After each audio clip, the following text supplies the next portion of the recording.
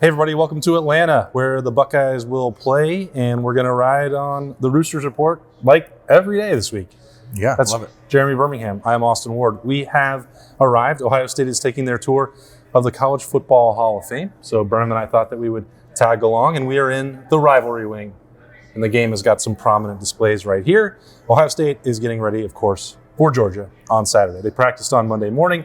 We had our first couple press conferences, Ryan Day, Tommy Eichenberg, and Cade Stover. That's the lay of the land for a Monday. Buckeyes have been here about 24 hours. The key word, I think, from Ryan Day and Tommy and Cade, who are obviously not the world's most loquacious speakers, was focus. Not talking about being nervous, not talking about Michigan, not talking about anything other than being ready to beat Georgia. The reason they're here is to beat Georgia. This is all great. It's cool to get to see some of the things that make college football what it is. But ultimately, if they go out on Saturday night and don't handle their business and look like a team that doesn't belong in this playoff, it's going to be a difficult stain to remove from the program. Win or lose, they just have to go out and look like they belong.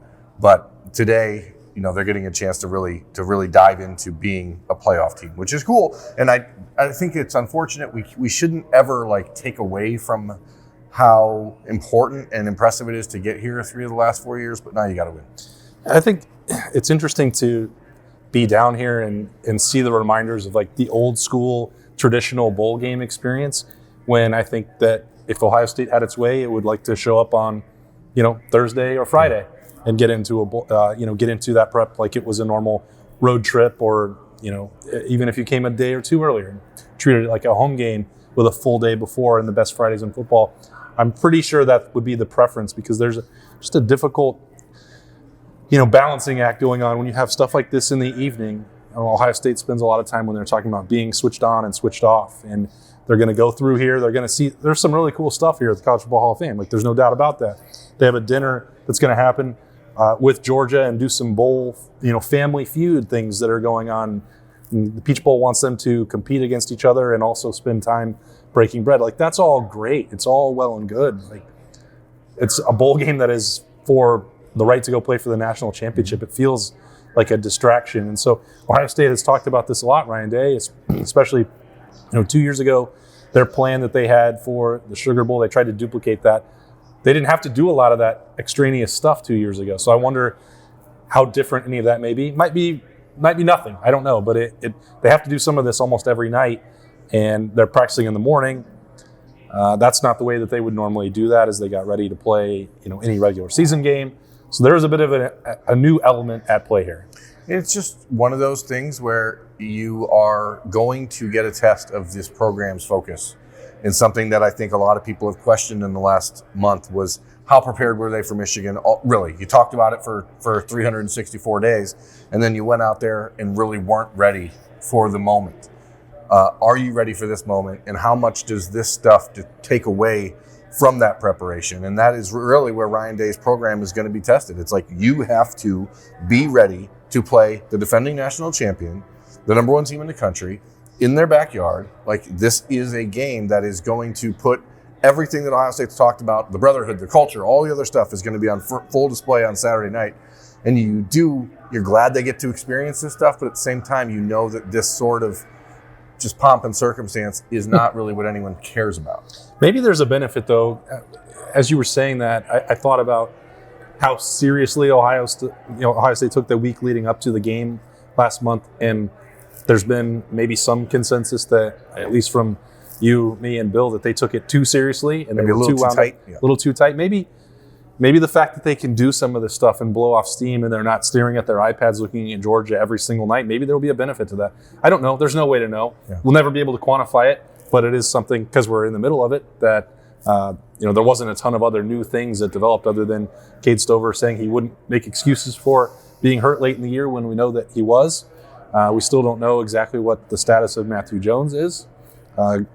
We'll hope to get some insight on that on Tuesday. We'll have that on the Roosters We will Report. get insight on that on Tuesday, one way or the other. One way or the other, we will. And what else is out there really from arriving on Christmas and the first practice on Monday? I mean, there's not a whole lot that has changed in the last month. It's about making sure everyone got here. Number one, Ohio State flew, all their players left campus last Wednesday, went home to their respective homes, flew down here from wherever they lived. So with the weather and making sure everyone got here, we haven't heard of any absences. Everyone that we saw, I mean, we were outside of the College Football Hall of Fame just a few moments ago when they all walked in. Didn't see any notable absences. Everyone is accounted for, so that's good. But ultimately, this is about just what is the reputation of Ohio State's football program going to be? Like, to me, that is, they spent 20 years changing the vibe around the Ohio State-Michigan rivalry. Lost it last year. Desmond Howard went on national TV and mocked the program and mocked C.J. Stroud.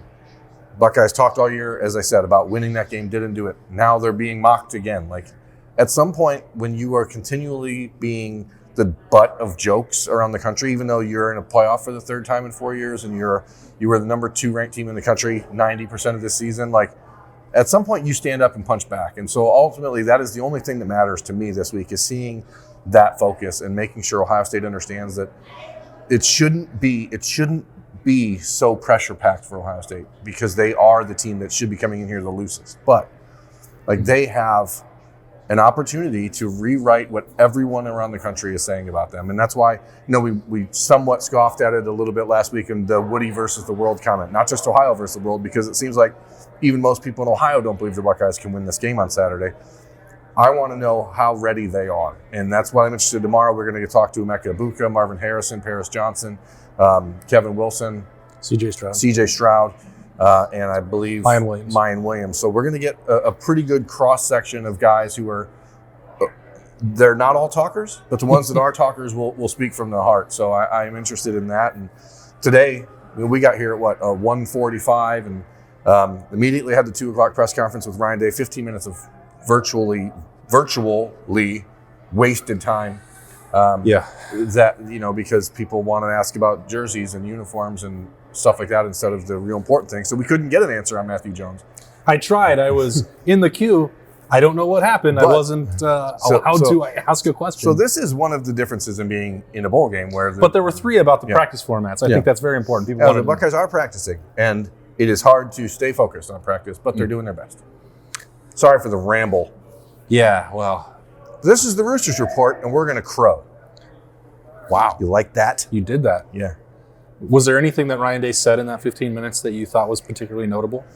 No, not really. I mean, I think that he seems like a guy who's focused. The typical coach speak about Georgia and how good they are, but that's not necessarily false. They are extremely well coached. They're a very disciplined program. They have a lot of things going for them. I think Ohio State actually really kind of probably relishes this role of being in the underdog because it's so rare. I think that you will see this program kind of embrace that this week. I think that they have really all month. And I've said it several times, including that first selection Sunday. It's like counting on one hand the number of times Ohio State has actually been an underdog since I've covered this team. It's very rare. It's another thing that we can't really quantify, at least on a Monday. Maybe not even on Saturday. Yeah. Maybe they'll talk about a bunch of extra press clippings or something else if they win on Saturday night. Who knows? But there's a full week to go. And when it does come to that practice schedule, Ohio State, it's a different week than normal. They don't typically practice on a Monday. That's a day off. So again, that's not to go in and say all these things are different. How do they survive? It's just this is the way the structure is going to be. They wanted to have a physical practice. They went for an hour and a half on Monday. They'll have the same opportunity on Tuesday morning, Wednesday morning, full team media day on Thursday. They'll practice again. That's different. Yeah. Good or bad? I don't know. What is good is that they're getting an opportunity to really put themselves up against the wall and see how they respond. What's bad is that the noise in here is going to get a little bit louder probably as the players are getting ready to walk through. How are we doing? How are you guys doing? Wonderful. How are you, sir? Merry Christmas. Merry Christmas. Yeah. Living the You guys dream. getting some interviews and stuff? No, just with you. Am I in the middle of your? No, Well, we're just talking. So this is No what we're going to be worries at doing. This is what we're going to be up to here, is just trying to figure out how quickly can they flip that switch, right? How quickly can they go from stop listening to all the outside noise to use that as fuel? I don't know that that's always easy to do, but like that's why these guys play for Ohio State, and that's why they're one of the best teams in the country, right? Yeah. So we're going to take a step up in case anyone else wants to read this stuff. But that Shout out to Brian Voltolini. yeah, that is this entirety of this week to me. How well prepared are they to block out the outside noise and focus on what they have to do? Because I know we haven't watched this team play a full game all year, and that's kind of surprising considering we're here in the final week of December. But I believe that they have that in them to beat Georgia. So what does it take to pull that out of you? Yeah. That's ultimately the question for me. Yeah, this will be the test of Ryan Day's motivational ability with his team. We talked for years about his predecessor's ability to push the right buttons and use his psychology degree and manipulate and bring the best out of his team. We saw again, Clemson is the prime example. It's not the only example, but it is the most notable example of Ryan Day doing that and maximizing the potential of the roster that he has. Because, as you said, if this team plays its best on Saturday night, it can win without question. Anybody that suggests that's not the case is not looking at the talent on these two rosters, the ability from Ryan Day when he's at his best to dial up plays and come up with answers for anything that a very good Georgia defense will do. It's not like Vegas is coming into this game and saying, there's no chance. Right, it's only a 6.5 point. 6.5 point spread. These are really the two most talented teams left in the country. And there is if we're talking big picture about this game specifically, there's probably not a team in the country that Georgia matches up with worse than Ohio State. And, you look back, and you don't want to think too much about that Tennessee game against Georgia where they threw for or the LSU game, where they threw for 550 yards or whatever. Look at this big man. You're so much larger than I am. You're not even in the frame, Dewan. How many of these do you get? We know your name. You're not even in the frame.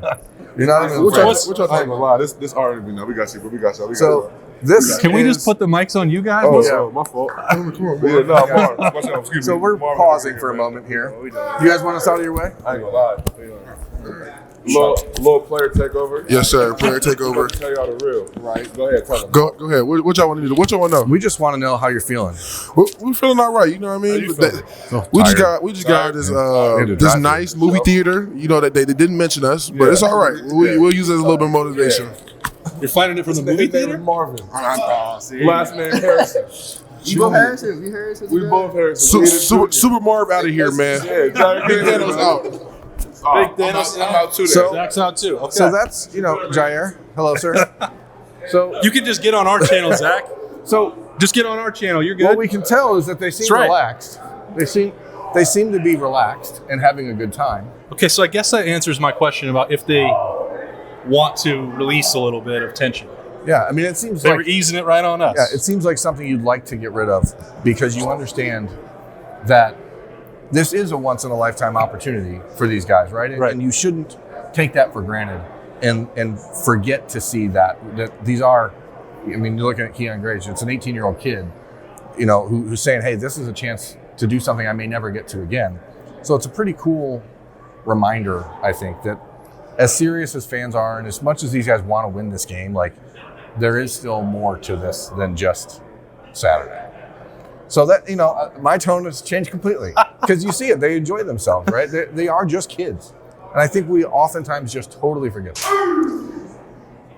Well, we hoped that might happen, that some people would want to swoop in. I don't know that we were still prepared for it. Yeah, I don't know that the sound is going to be very good or that it's going to be enjoyable to watch, but it is what it is. I've been a believer all year that this team has a very special vibe when they are together. They've talked about it all year. Xavier Johnson talked about it preseason. This was a different type of chemistry in this team. And I still think you can see that, even despite what happened a month ago today.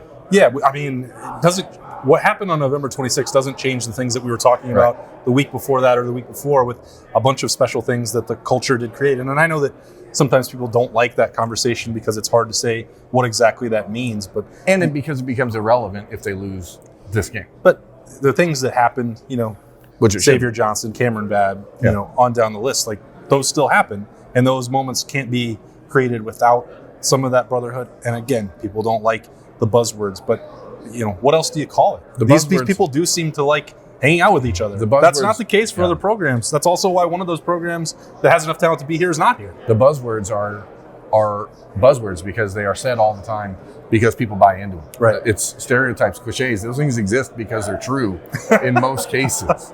So now the question is, how does that translate to winning a game on Saturday? Maybe it does, maybe it doesn't. I know that in most cases, if you are in a battle in a sporting arena, if you like the guys that you're playing with and you actually are fighting for them, it's easier to get off the mat. And Georgia's going to throw a couple of haymakers on Saturday. The question is Ohio State going to be able to throw them back? And I believe they will. I really do think that the matchup is something that hasn't really been talked about enough. LSU threw for 500 yards against them. C.J. Stroud's, in my opinion, now this may be a hot take, but I think he's better than LSU's quarterback. The Ohio State offensive line is better than the LSU offensive line. I believe Ohio State's receivers are better than LSU's receivers. Keep going. So if you look at that, if you hello, sir. Hello, Cameron. If you look at that, then you can at least identify. That's all we get. You can at least identify that Cameron Brown's lost his voice. There is an opportunity for them to make some hay on Saturday. Okay. Well, Cameron Brown is here. That's good enough for me. Steel Chambers still has his mustache. Looks like that's going to be the playoff look. I hope so. Anything else? No, Cade's all business. He's got a John Deere hat on. No, there's going to be a lot of talk all week long, and certainly plenty of things to break down. But again, tonight I think is just a good reminder for us too that they are kids getting a chance to see the College Football Hall of Fame for the first time, the place that all of them aspire to be. So, do you think that they knew that there was a College Football Hall of Fame before this? I'd hope so. I mean, I didn't really know. I just assumed it was in Ohio because everything else is in Ohio. That's the Pro Football Hall of Fame, Brian. But what? Did they just put the College Football Hall of Fame down here because it just means more? It just means more. We did, on the way over from the hotel, there were like 8 different billboards about college football. Like, Atlanta does really like college football. Yeah. I used to cover the SEC a long time ago. There is some validity to that. No, it's a cool place, and I'm glad we get to spend this week here. And really grateful that we're going to get to bring the Roosters Report 6 days this week and hope that people find it interesting, entertaining, and in some cases enlightening. In some cases today, maybe irritating as well, because again, I don't know how that's going to sound when there's microphones being grabbed and stuff like that, but that's what you wanted. You wanted the cold hard facts, folks. Yeah, we probably won't have a lot of other pop-ins throughout the week. Yeah, this is the dirty South, and the sound might be dirty, but we're doing the best we can. Okay. So, yeah, day 1 in the books. This is the Roosters Report for Monday. 3 players talked today. We'll have 6 tomorrow. Well, 5 players tomorrow, and new Tulsa head coach Kevin Wilson / Ohio State offensive How many Golden coordinator. Hurricanes questions, over under on the Golden Hurricanes questions, does Kevin Wilson get at the press conference? Well, I would like to know how he's balancing his time. Like on tomorrow's The Podcast Daily with Bill Landis, we preview some of the hot topics with Ohio State's offense. We didn't even get into Kevin Wilson, really, outside of the use of tempo. Yeah. But it is hard. I remember spending a lot of time with Luke Fickell going behind the scenes, and when he was trying to balance that during 2016 with Cincinnati. It is a hard thing to do 2 jobs. So I am curious about Tom Herman, I think, was sort of the standard of that in the 2014 playoff. He did a remarkable job balancing his new job at Houston with getting Ohio State ready to play Alabama and obviously won the national championship. So there is precedent. It can be done. It's certainly not the type of distraction you want to have, but at the same time, this is 2022 in college football, and everyone's going to go through it. All right, this is the 2022 Roosters Report from Atlanta, getting ready for a full week of coverage. We'll have it from all angles at ohiostate.rivals.com and, of course, on the podcast all week long. He's Burham. I'm Austin. We'll see you tomorrow.